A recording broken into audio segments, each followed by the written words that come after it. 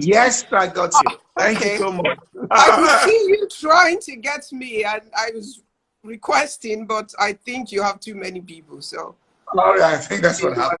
missing How are me you? out. I hope everything is fine. I'm fine. All right. It's a great time. I've been bombarded with a lot of questions, very good questions. So Already? yeah, It's just yep, 6 past the hour. yep. So I'll Okay. try and run through them now. So let me kick off. How's the program doing, Citizen for Citizen? I said I was going to talk to you about that. We're doing well. I mean, I think people have been amazing. They've been, I think Nigerians are some of the kindest people in the world. We're quite communal in our natural self. And I think there's no way we close our eyes when our neighbor needs help. I mean, forget when the political seasons turn things upside down. But in our natural community, people reach out to themselves. And I think that's what Citizen for Citizen is showing. So, yeah, it's been a good experience. Okay. All right. The first question I'm going to take says, what are the key success principles that has made Chia Center a sustainable brand for 30 years? Well, we're actually 31 years now because we started 3rd of January of 1989. So we celebrated the 30th a little later in its 30th year because of the First Bank's 125th anniversary. So we're 31 already. But I would say that that's largely due to consistency, our resilience in responding to every challenging season and every issue issues that businesses can face in any season. Commitment to the vision of building a successful business over the long term. Building stable workforce that have stayed with the business for long term because they are the heart of the business. When you have people that have institutional knowledge and are committed to helping to build over time, that allows you time. Also having customers that you build business and relationships with over time, and that comes from your commitment to always try to deliver the best service and product that is possible. Doesn't mean you won't have your moments where you would mess up, but the sincerity of your purpose and your commitment over time allows you to build long-term business relationships. And if you do have set values for your business in terms of the things that are important to us, the things we will not do, and the things we will do no matter what it costs us, over time, you would find those things speak for you in your most trying moments. So it's a number of factors. Over such a long period of time, you find that you play in different scenarios, but committing to making it work. And of course, in my case as a Christian, I think the grace of God and having the strength that your faith gives you to respond in the challenging moments, that is something that you cannot quantify, and you can't buy it with money. So that's a major part of what it is as well. All right. There are a lot of questions about the impact of the COVID-19 on the economy. So I'll just ask one here. It says, in the light of the recent global pandemic and the decline in oil prices, what are your views on the expected impact on our economy given our huge reliance on oil? And what can the leadership of any organization do now to strengthen their revenue and investments? Okay. I think one of the things I would tell anybody in business.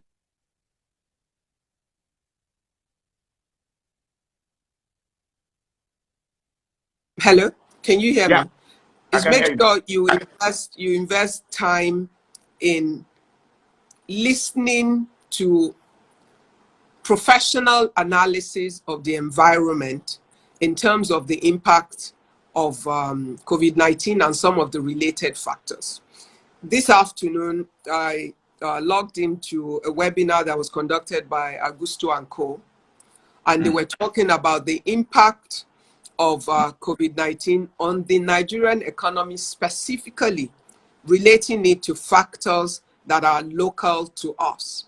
Now, that's the kind of thing I would expect any business person or any person in leadership in any organization who needs to make decisions over this period to invest time. Either you're paying for it or it's available to you for free.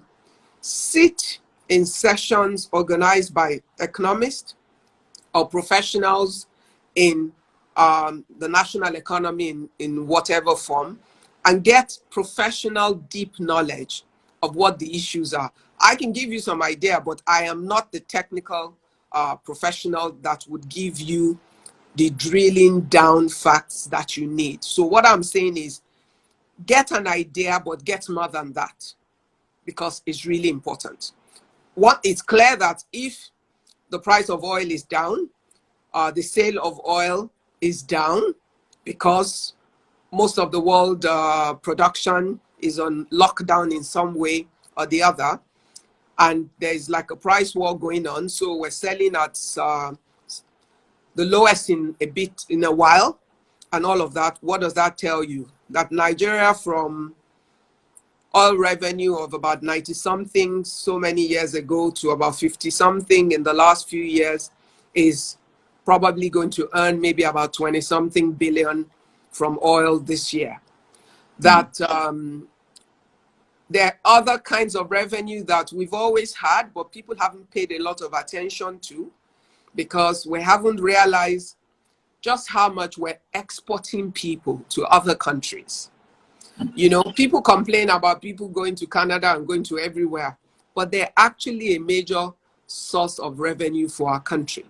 So in real numbers, they're the second largest foreign exchange income earner for the country. And by Augusto and Co.'s projection from their session this afternoon, they expect that from oil, we will earn about 25 billion this year, their guesstimate. But they also then expect that from repatriated funds by Nigerians in diaspora, we will earn about $20 billion. Now, wow, that's so close that you will be surprised that they actually play such a major role. And in his commentary, he said that their repatriated funds would actually not decrease by much. Why? Because most of those Nigerians who typically actually repatriate money home are actually high-level professionals. So the environment, even in the developed countries, does not impact them as much because they're not at the bottom of the pyramid in those markets. So we need to then create some more formal structure for tapping the most value from those kind of revenues so that they come in more formally rather than coming in informally in other ways. So there are many, I mean, we will earn money from trade and stuff and all of that. Life will still go on, but there are many things we need to be conscious about. Obviously, if there's a reduced foreign exchange earning for the country, it will affect our taste for foreign imported goods because there would not be as much of foreign exchange available to go around for everything that we want to buy. What does that tell you? If you're a manufacturer, there will be opportunity for replacement of goods within the market, which means we need to ramp up the quality of what we produce in order to attract the customer that will be looking for alternatives in a market where they cannot readily get the foreign exchange to import, nor can they probably afford the increased price. Because once you have that scarcity, it's going to affect price. There's also likelihood of increase in inflationary rate in some way, but there are quite a number of factors. So those in business need to think about how we will survive. How are you going to manage your costs? Because that will be extremely important. How do you preserve the capital of the business so that you do not burn a lot of your capital in meeting your everyday expenses in the business? You need to be open with your workers and show them the reality of the environment and the situation and work together on how to survive the season together. Some companies are going to have salary cuts some ways or the other in order to be able to survive the season, because hopefully it makes more sense to workers to pay everybody a percentage of their salary than sack half of the staff in order to pay the other half their full salary. So there are loads of conversations that will have to go on. I think in many ways, even as we like to beat our government up one way or the other, we at least can be grateful that a lot of the food we eat is largely locally produced now, including our rice. So that's a plus in terms of what the government has done. And the focus on agriculture, I think in a moment like this where everybody shut their door, is when we can realize that if we hadn't sort of equipped ourselves to be able to take care of ourselves in many ways, then we will not only suffer in areas where we have lack, like our healthcare system and all of that, we will also suffer in general stuff like feeding our people. All right. Now, some young person, she asks, as a fantastic networker in her early days, that's referring to you in business, was she intentional with her networking, and what was her process? And can she please mention or tell me 3 books apart from the Bible that changed her thought life? I like that. Why exclude the Bible? No, but she's taking the Bible as one. As one. So she's already assumed that the Bible, apart from the Bible. Okay. Well, I don't focus much on what I call, network is such an abused word in many ways, the way I see it. I prefer building relationships rather than just, network for network's sake, because it's a natural consequence of your life in many ways. If you go to school and whilst you're at school, you relate with people around you with a sense of decency and respect and consideration for other people, you will make friends. Some will be deep, some will be casual, but generally you'll have a courteous relationship with many people around you. And based on how you have related to them within that period, that's what determines how you're able to relate to them when you meet them in the future. Because they can meet you in the future and not want to have anything to do with you, or meet you in the future without you even remembering their names, but having a good memory of their experience with you, and they open their doors to you because didn't you go to Ife? Because I cannot count how many times that has happened. Someone says, I know you. Did you go to Ife? And you go, yeah. I said, hey, I was in Moremi with you, or I was in science faculty with you and all of that. And in 5 minutes, it's like you were close friends all the years you were at school. But that's not true. But that's simply because maybe it was someone that lived a few doors away from your room. And when you passed the person, you always said hello. And in the course of NYSC, the course of your work and interaction with people, you pay attention to being courteous. You pay attention to being a value creator for people rather than a drain on people. And creating value for other people is not about giving them money or about giving, it's just about, sometimes it's courtesy, sometimes it's helping when there's real help, sometimes it's being helpful, it's just about how you relate with people on a day-to-day basis. It costs you nothing to give a smile and say good morning. It costs you nothing to give a pat on the back and just 1 minute to pay attention to someone that attention will be meaningful to.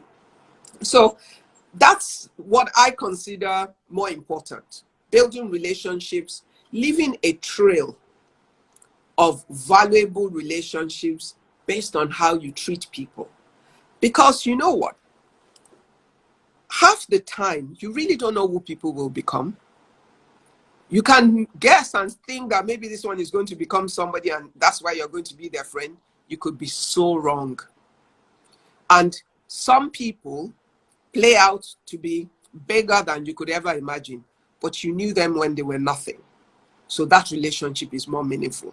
And even when you're already in a place of position of power or whatever, and it becomes more important how you even behave. Because then people think you're going to behave in a certain way, but it'd be nice to always shock people by behaving in the opposite, paying attention to being respectful, to having a heart and empathy for other people, and considering other people the way you would like to be considered. I think those are my simple rules for interacting with people. And I found that over the course of time, one has then built multiple relationships with no expectation of anything. And at crucial or critical moments of your life, those relationships that you built or contacts you had just in the course of life became valuable relationships that played to your advantage. So I think it's a better way to live. Now, in terms of books,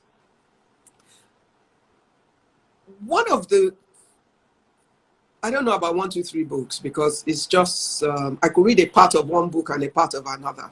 It's just the way I am. I would learn more from watching something than from sitting to read a big book from one end to the other. But one of the kind of books I've always found fascinating, especially from the early days when I started business, is reading the stories of people's lives.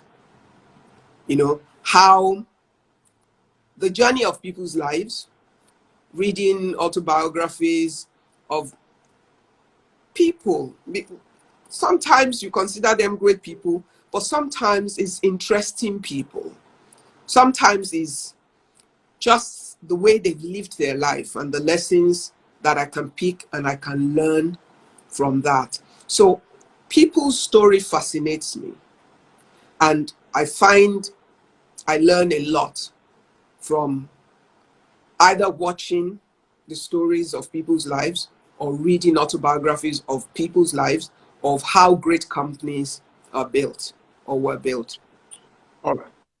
Thank you. All right. The next question: what principles have you applied in business in times of crisis that have helped you out of the situation?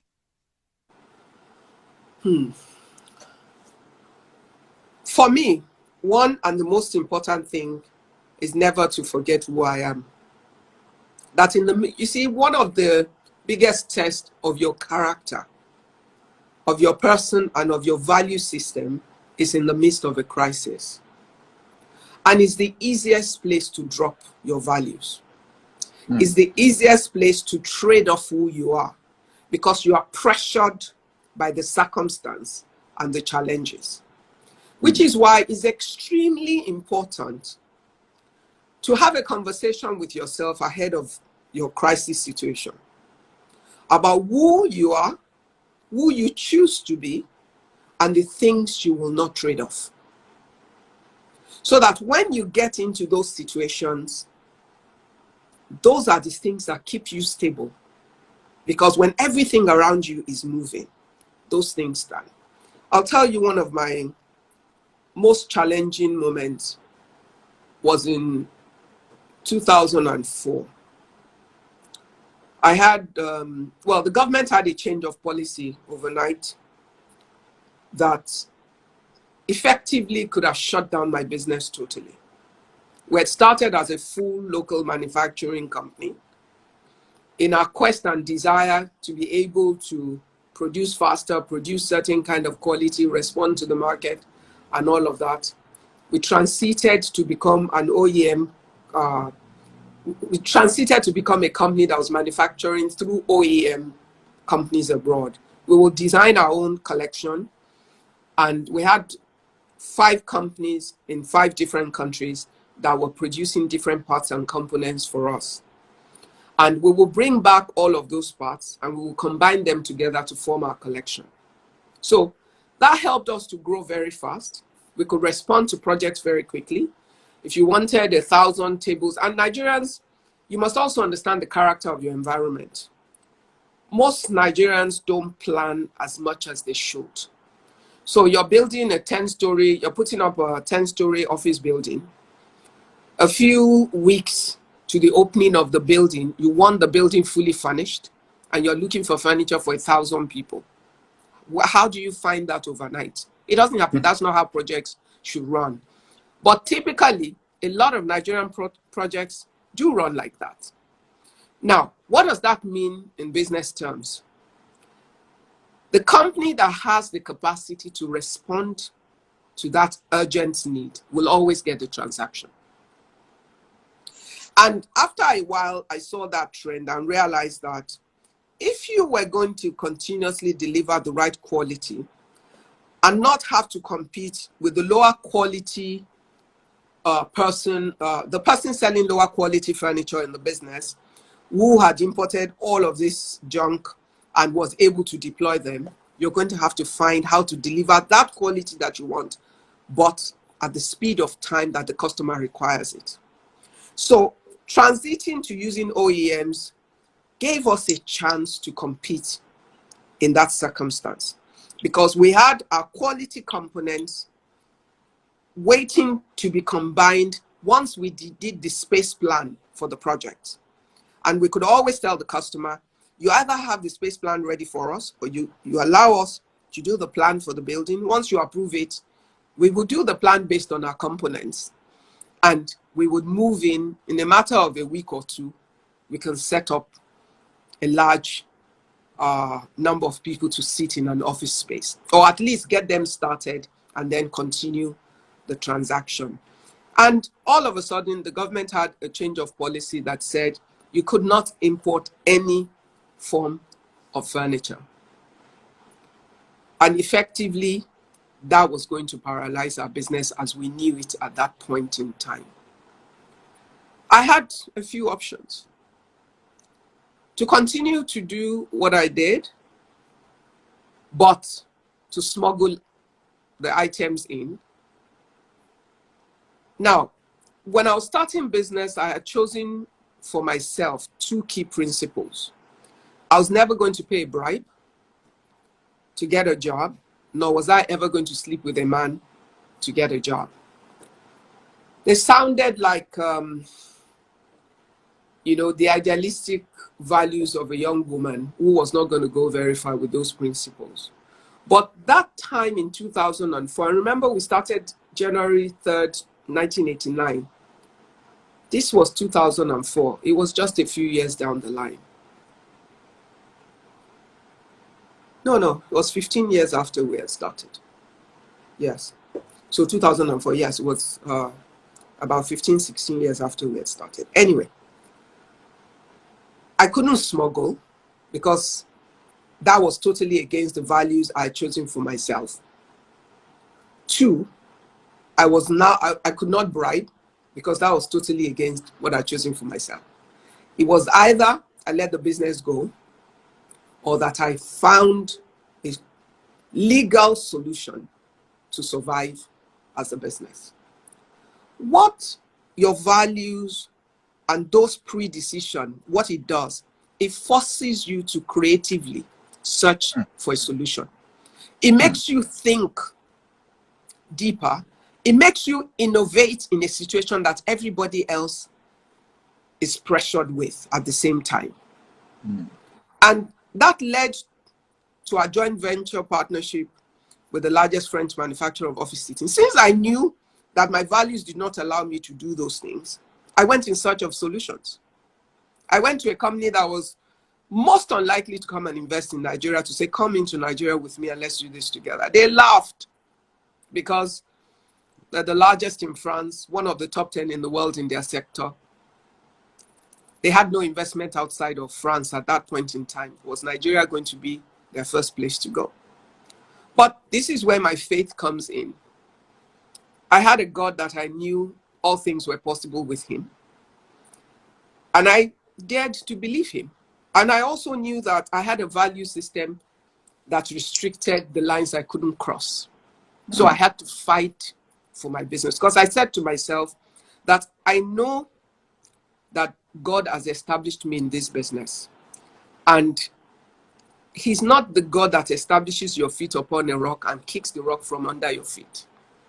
So with that certainty of purpose, I pursued solutions, including working with the Ministry of Finance to find solution to the issue of textile fabrics for us to be able to produce legally, because I could not smuggle the fabric.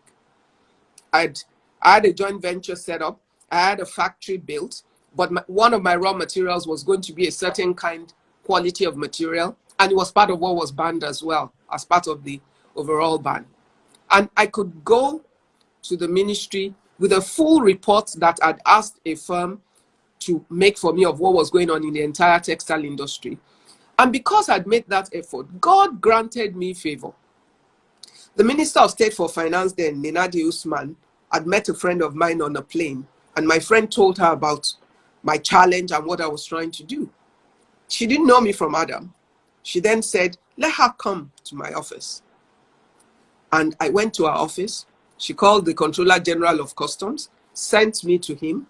I got there, he sent me to his own people. We went through all their reports. I showed them all the samples of what I was trying to achieve, what I needed legally, because I was not willing to do it illegally.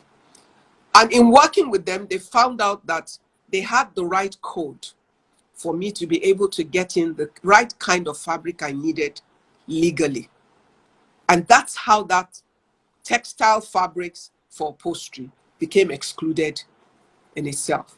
So it's when you are committed to what is important to you, it won't always be easy, but it will give you a roadmap in the middle of the storm. So things are going crazy now. COVID-19, factories are short. You're not generating income. You have salaries to pay. There are people hungry around you. Are you going to hold on to everything you have and say, I better save everything just in case there's nothing tomorrow? Or you know that you need some of what you have, but you also know that in some way you can afford to take care of someone that is about to die of hunger or that is really hungry around you, and therefore you can contribute to help some other people? Or are you going to, with a heart of empathy, look at the people that work for you and work out a solution together as to how you survive and they survive and the business survive? I found that when you're sincere with people around you and you're open, you will find them more giving than you actually assume that they are. And you can, there's solutions in every situation. But first, don't panic. Because what panic and fear does, it incapacitates you. It takes away your power of imagination. It sort of just locks you down and does not allow you to think of how you can systematically get out of that situation. It's your reality. Right now, there's no need killing myself over COVID-19. This is the real world of today. So that's my context to operate from. So within this context, the question I need to ask myself is, what do I want to achieve in this context? Remember that there is no war that takes everybody away. At the end of every war, there are always survivors. The question is, are you going to be part of those that will survive or part of those that will be consumed? And even in the midst of the war, there are people who prosper for the first time, because there are opportunities in the midst of every situation. And if you're a Christian, the Bible says all things work together for your good. So what is the question?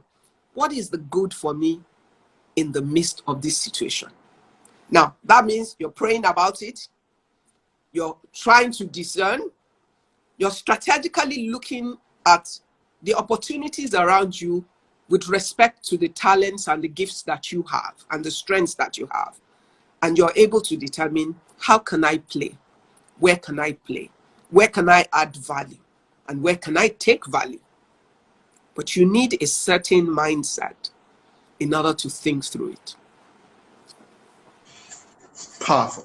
That answers so many questions. But so this was going to be my last question, but I'm going to ask it now because of the way you answered. And Let me just give a background. It's a very young person who is in our, I understand, our young professionals boot camp that sent it in. But before I ask the question, I just put a background, and I heard somebody say this, and I agree with him. And this was an American, and he said in the Bible that Jesus gave people talents. And then after they multiplied the talents, 10 talents, he now said, I will place you as governors over cities. And he was advocating that people who are successful in business, that's where we should pull our political leaders from. Because if you've been able to multiply talents, then he said, go and govern cities. So what this person asks is, it's not news anymore that you and a few other technocrats have so much passion and patriotism for Nigeria. Also, we've seen significant achievements you have attained over the years in life and business. In the view of this, will you consider, either by election or appointment, a leadership position that will afford you an opportunity to effect strategic changes in the growth and development of Nigeria? And then the person says, what role will you consider to enable you do that? But the person is asking that why don't we have people like you in I'm government? sure you already know that I'm not about to answer that question. But you know what I would say is, look, we all have different talents and gifts and different ways that we can add value to our country. And one of the things I've come to learn over time is that you do not need, that political power is not the only power that allows you to influence how a country is built or how a country is developed. And I've seen too many good people get buried in it. And when I say good, I mean good. Because you actually need a system that works for you to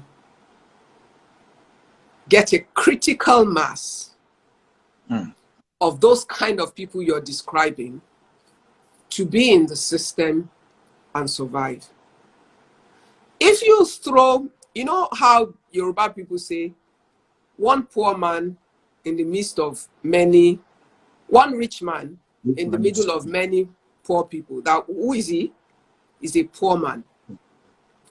One wise man thrown into the midst of, you can fill in the gap as you like, will end up in many ways. Not either you're numbed into ineffectiveness or non-performance in many ways. So we need some fundamental changes that would help us to achieve the kind of results that we seek. It's structural to our political system. It's structural to our educational system, because the empowered electorate is the tool of democratic success. And that empowered electorate is an educated, enlightened electorate. Not just an electorate that has gone to the four walls of a school. An educated, enlightened, objective electorate is a major tool for democratic success. And that means you also need a lot of right-thinking people to go into the public service. And public service, not just political service. Because put the smartest minister over a particular ministry, if the civil service structure that he needs to oversee in order to execute his assignment doesn't work with the same belief system and value system and structure, he will fail, or he will be challenged in many ways. So there are many parts of our system, sadly, that we need to attend to. Now, does that make me a non-believer? You know, without a doubt, I'm a firm believer in this country. And one thing I have resolved is that each and every one of us has a role to play. But in playing that role, you must know that you're able to play it in a way that you will actually create real value. So I live my life every day with that sense of consciousness, seeking to add value in every way that I can, and speaking as a voice to empower and to support those that have the political power in a way that you believe that somehow he would all come together to give us what we need. But the system right now isn't designed for many of those professionals or technocrats you're talking about to survive within it. I'll let it pass, but what people Yes. want is no, but what people Pastor, want but is you no, let no, that no, no, one no, but no, pass. no, I'm going to let it pass. But what we're saying is your problem-solving skills that people, entrepreneurs have, all these Yeah. things you've listed, if they were in your company, you will solve the problem. You'll find a Yes. way to make it work. So they are saying, won't these people But come in? don't forget, in my company, I'm chief executive. I make my own decision and I act on it. All right, Everybody in there works for me. They follow my lead and they do what I say. And if they want to get paid their salary, they will do what we need to do in order to make sure we succeed. It's a different structure. This is why, when we assume that technocrats, people that have succeeded in business, can automatically succeed in a political structure, we're actually wrong. And sometimes we destroy people. It's not because they shouldn't be able to, but if we had a system that will support them to, they can import those skills into that system and be able to influence or to affect in a positive way. But the system we have right now is not fully or structurally set to make it easier for those skills to be expressed. So I just watch a lot of smart people. I think one of the ways we can solve a lot of problems is if a leader sets up certain national problems as a project outside of a government structure. Okay. Do you understand? You take a problem, you set it up as a project outside of a government structure, and you assign specific private sector people with support coming directly from the head of the government. So they know that they can run, they can try. Obviously, they will still have a lot of troubles. But as business people already, we do have troubles anyway. We have to navigate many different scenarios within the country every day and make a success of it. But that in itself will change the dynamics and the ability to respond very quickly to the situation. Because time is key in solving problems. The liberty of expression and not having to dance around 1,000,001 people trying to do what you already know you need to do. It's just a different game. And I think you need some skills. You need some political skills to survive politics. All right. Okay, we'll let that go. Now someone says, I'm going to go back to a question. Okay, maybe I should just ask this here. And the person says, given the investors pump billions of dollars into equity investments in SMEs outside the country monthly to strengthen the startups and largely the economy, how can we, startups and institutions, motivate local investors, which means that is done a lot outside the country. So how can we motivate local investors to take such risks in Nigerian businesses too, so that our businesses can scale globally? I think there are quite a number of people who are acting as venture capitalists now, Nigerians, who spend time listening to the business case for a number of small businesses and who make investments in them. That crowd is growing, but there's also a lot of work that needs to be done on the side of the SMEs. Now, there's a whole value chain that usually leads to this.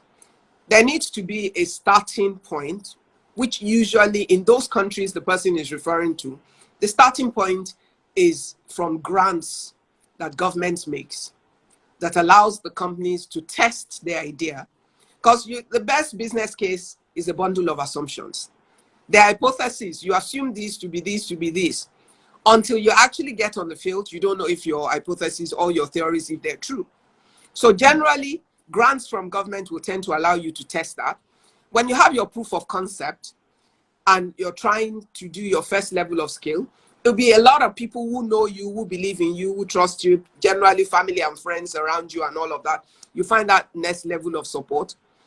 And as you begin to show that you're committed and this for you is important, you begin to find softer kind of investors around you that help you to get to one other level, even as the more serious investors begin to come. And I think for a lot of Nigerian companies, first, there's a lot of foreign interest in Nigerian SMEs now, especially in the tech space.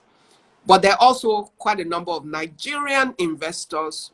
I know quite a number of people, including myself, who try to invest in a number of small companies. But the companies themselves still need to learn a lot, need to do a lot, need to pay attention to structure, need to pay attention to financial records and financial management, need to invest more in gaining some skills, like go to Lagos Business School, the Enterprise Development Center, and get owner manager knowledge and enterprise knowledge and all of those, just to create a more organized idea that is easier to invest in. We will get there.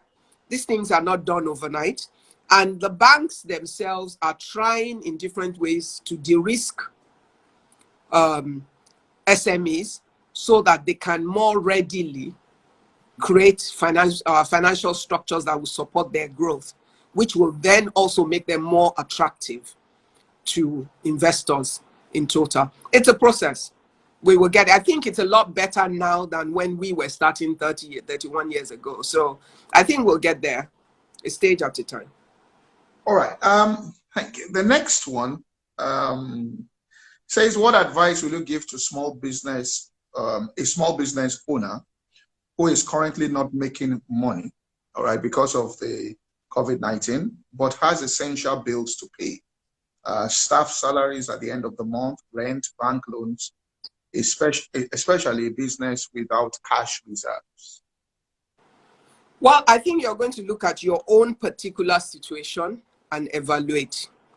You can't pay your staff salary, call your staff, explain to them, this is the scenario right now. They work in the business. So I'm sure they already know the state of the business and they know the challenges that the business will face at this point in time, since you're not trading right now.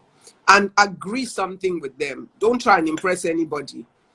We can't afford the salary. I can pay you a certain amount of salary this month, and that's all I will pay. Don't even say you will owe, because if you've lost the income for this month and you have no chance to recover it, it's better to be upfront with them to say, look, for the months where we're not doing business, I can only pay this percentage of the salary just to support everybody to keep going. I don't want to have to let staff go. But where you actually need to, you might not have a choice. Call your bank. Don't wait for the bank to call you. Call, even though it's general information, everybody knows COVID-19 is out, businesses are not trading. The right thing to do is for you to write officially to your bank and say that, I'm sorry, this payment is due on this day, but due to the current environment and all of that, I'm however challenged. I'm unable to meet my obligations to you as at this day. Please allow me this number of days, 90 days, whatever, by which time, when this thing is over, we hope that we would kickstart and we'll be able to a lot will also depend on your track record, though. Have you been paying when things were right, or were you not paying? So it's this kind of moment that you trade on your track record. If you had a good reputation with suppliers, with staff, with your bank before now, you'll be rewarded for it. If you've always behaved badly, when you have a situation like this, you have nothing to draw on. So that's a lesson for all of us, that, you know what, do the right thing when you should, because a time will come when you will need to draw out of the equity of your goodness. That's what I would say. And then find the most practical position for you. You know, find how you cut your costs at this point where you can, and close the tap so you're not running bills that you shouldn't. But when push comes to push, do whatever you can to protect your integrity in the course of it.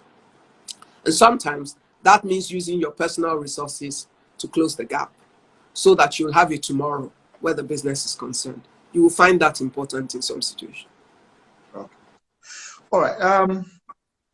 Somebody asks this, and I think it's a good question. It says at one of the platform events a few years ago, all right, so I think this was the first time, just looking at the first time you spoke at the platform, you advised that entrepreneurs should stick with one business, grow and nurture it, and not just jump from one business to another. Yeah.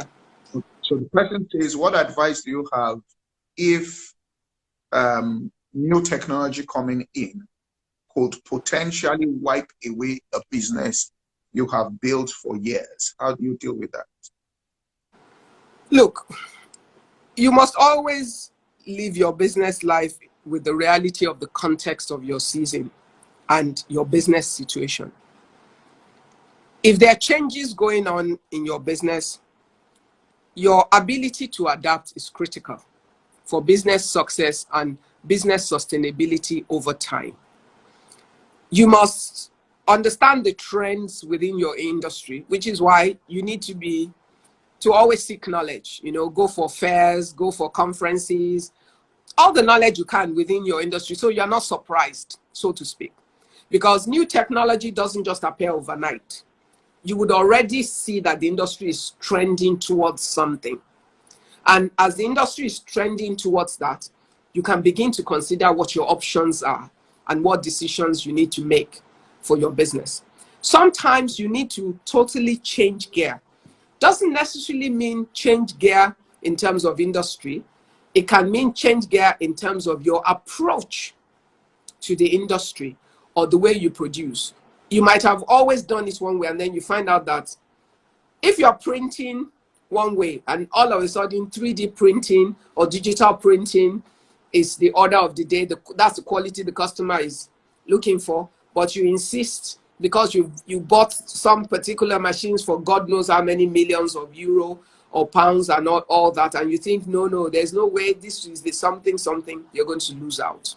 So it's really about you understanding the terrain where you compete, understanding your business, and seeing if that business, sometimes some businesses, their time is up.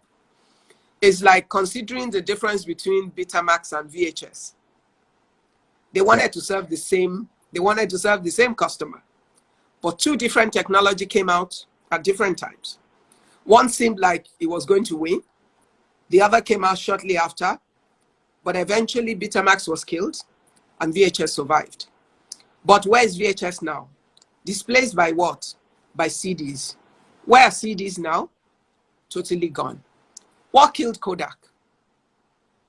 They had the technology, they had the knowledge, but they didn't realize early enough that photography, the way they knew it, had become democratized, and that everybody will be able to take pictures from their phone as that market continued to emerge.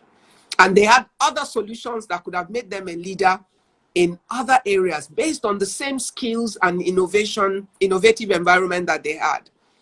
But their inability to make the right judgment at the right time and to make the change when it was important is eventually what caused Kodak to suffer as it did. So for every business person, it's absolutely important that you're in tune with the environment of the industry you compete in, that you're flexible enough to make the right decisions along the line of your industry, and that you respond to, well, in a country like Nigeria, government policy alone can change what you do. So you have to listen to government announcements. You have to listen to what they're saying about what they're thinking about before they get to it. You have to listen to all the budget conversations. You must spend time going to like the economic summit and all of that. You might think it's a lot of talk shop, but the guys who control policy making within government at whatever level will be in some of those talk shops, and you will pick up information that tells you the trend of government's thinking and the policies that will emerge. And that can help you in some ways to decide between going to A direction or B direction in your specific area of business. So inquisitiveness, knowledge, searching for knowledge, and flexibility and responsiveness within your industry will be key to being able to determine whether you stay in one area or that you transit from where you are to another. All right. Final question. I made up my mind I wasn't going to, because usually when people invite you to speak, it's about women in business. So I said, I told them that I'm talking to a successful person, not just a successful woman. But I think I will just take one question along those lines. And the person says, and this will be the final question. I know a lot of people will shout, but we have only 1 hour. All right. Did you at any point have to sacrifice any of your family ideals in building such an illustrious career? As women, it's hard to juggle family and high-flying career. And we find that our children grow up and there are things we would have done differently concerning them. Did you have any of those challenges? To be honest, I don't live with any regret of something I should have done that I haven't done. I consider I only have one life. There's no room for regrets. I'm grateful for a partner, a husband who has been a great support and a true partner and created an environment of encouragement that's allowed me to run the race of my life. I'm also quite realistic about my own strengths and my weaknesses. So I am not trying to be a superwoman in any way. That's not the idea. I'm totally comfortable with outsourcing different parts of my life in order to make it work. It's part of my living a realistic life within the context of who you are and what you want to achieve. I receive help in every way that I can get it. I set up systems to create support, and I do the best I can with each segment of my life. And the 3 key segments of my life are me, and me, I'm consistent. My life is consistent. I will be with myself till the end of my days. And then at a stage of my life, my husband became a part of that. And to the best of my ability, I'll always seek to be the best and supportive wife I can be without undermining the who that I am called to be. And the 3rd level is the children came, and God has been kind to me. I have 3 sons. My first is 28, my second is 25, and my youngest is 18. And doing the best I can with the support and the help of all the people around me, from those that I pay for the service and those that are family, who reach out to support you because you're open to receive help. You know, my mother-in-law lived with us for 20 years. She was a great blessing to me. So for those who think, oh, my mother-in-law is a witch, I don't want her to come and live with me. Then if you had my kind of mother-in-law and you didn't let her live with you, then it's a loss. Because the times she was with us, it made my life a lot easier. Let me see whether I can get her back. Trying to get her back, I'll get her back. We'll get her back. All right. It's not all after 1 hour. So we'll just take that last question and close. All right. Okay. I thought you guys were done. Okay, yeah. What was I? So I was talking about the fact that, you know, you have to live within your own reality. Yeah. Yes, you have to live within your own reality. My mother-in-law was such a great blessing to me, and I had cousins and a niece who lived with me for part of that time as well. They both got married from my house, and they were a critical part of looking after my children, you know, as I traveled and all of that. And my husband was a great support. And so it's really about you facing your own reality, deciding, okay, I want to do this. How do I make it work? The Bible talks about you working out your own salvation. Work out your own salvation. work out the system that allows you to live the life that you want for yourself. Work out how you empower yourself to be able to succeed in all of those things. Look, as crazy as my life is, I had kids at school in England for maybe the last 14, 15 years. And still, I managed to make every exit, every half term, and all of that. Was it convenient? No. But my kids didn't send me to pursue my career. I made a choice to become their mother. And within that, I still wanted to do the things I wanted to do. So there are times I had to make that sacrifice to remain a responsible mother to them, but also sacrifice to do the things that I consider important to me to want to do. Somehow it's all worked out, but it's worked out, one, through the grace of God, realization of one's fallibility, that is, you're not infallible. You can't do everything by yourself. You must willingly accept help, and you must set up responsible structures around you that allows you to work. And for those who are single, choose the right partner. It makes all the difference. You know, the man, if you're a woman, the man you call your husband will be key to your ability to live a full life, to be successful in your career or your business, and be successful as a husband, as a wife, or as a mother to your children. You need that partnership to work for the rest of it as well to work. Thank you very much, ma'am. Thank you. All right. With the result, the feedback I'm getting, people are pointing things. Thank you so much. Thank you so much. My pleasure. Thank you so much. Thank you. Thank you, everyone. Have a great evening and stay safe. All right. Thank you, ma'am.